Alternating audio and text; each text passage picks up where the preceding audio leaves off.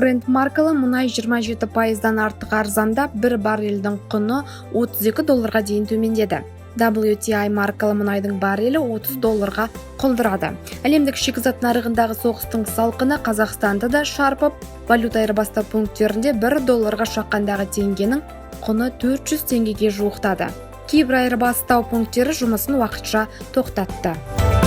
Ұлттық банк базалық мөлшерлемені 12% деңгейіне көтерді.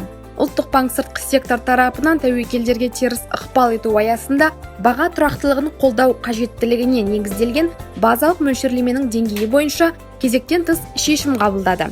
Базалық мөлшерлеме бойынша Қазақстан Республикасы Ұлттық банкінің кезекті шешімі 2020 жылғы 16 наурызда Нұр-Сұлтан қаласының уақытымен сағат 15:00-де жарияланады.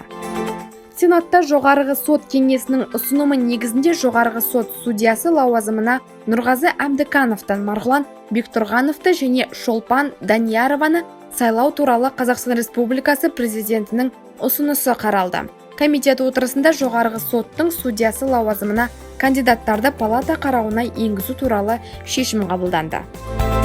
Қазақстанда республикалық бюджеттің шығыстары оңтайландырылмақ. Бұл туралы үкімет отырысында үкімет басшысының орынбасары қаржы министрі Әлихан Смайылов мәлім етті.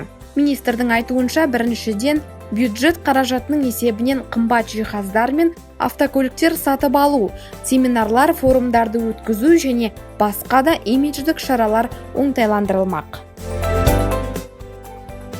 Еуропарламенттің пленарлық сессиясы өтпейді. Еуропалық парламенттегі пленарлық сессиялар әдетте дүйсенбіден бейсенбіге дейін өтеді. Осы аптада сессия Страсбургте емес Брюссельде өтеді деп шешім қабылданғаннан кейін саяси топтардың басшылары дүйсенбі күні оны қысқартуға шешім қабылдады. Коронавирус солтүстік Кипр аумағында демалып жатқан неміс туристінен анықталды. Бұл туралы Анадолу агенттігі хабарлады. Бұл жағдай солтүстік Кипрде алғаш рет тіркеліп отыр. Аралға 30 адамнан тұратын туристік топтың құрамында 65 жастағы неміс туристінен коронавирус белгілері анықталған.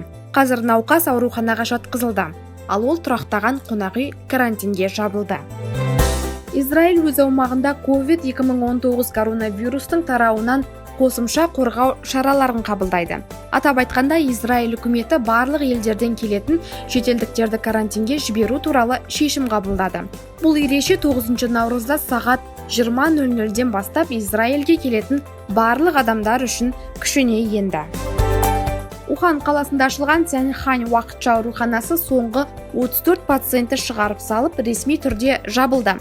Бұл туралы Синьхуа агенттігі хабарлады. Аурухана жұмыс істеген 34 күннің ішінде оған емделуге 1848 адам түсіп, соның 521-і басқа емдеу мекемелеріне ауыстырылды. Тағы 1327 адам шығарылды. Ауыл шаруашылығы министрлігі өсімдіктер карантині жөніндегі мемлекеттік инспекторлары ағымдағы жылғы 17-24 ақпан аралығында Ресей Федерациясы мен Иран Ислам Республикасынан елімізге 560 тонна фитосанитарлық қауіптілігі жоғары өсімдік өнімдерін заңсыз алып кірудің 26 фактісін анықтады.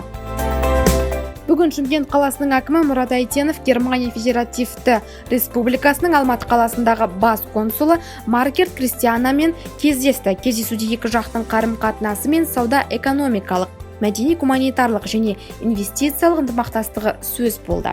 Сондай-ақ Шымкент пен Германия арасындағы экономикалық байланыстарды нығайту және бірлескен жобаларды жүзеге асыру мәселелері талқыланды. Қазақстанда көлік салығын төлеу мерзімі өзгертіледі. Бұл туралы парламент мәжілісінде ұлттық экономика вице-министрі Мәди Такеев мәлім етті. Қазір салық жыл соңына дейін төленеді. Енді келесі жылдың 1 сәуіріне дейін төлеу ұсынылады. Коронавирустың таралуына байланысты француздық ПСЖ мен Дортмундық Боруссия арасындағы Чемпиондар лигасының матчы көрерменсіз өтеді. Чемпиондар лигасының 1/8 финалында Валенсия Аталантаны қабылдайды. Еуропа лигасының дәл сол межесінде Интер Хетафемен ойнайды. 10-12 наурыз күндері өтетін кездесулерде жоғарыда аталған командалардың стадиондарындағы трибуналар бос болады.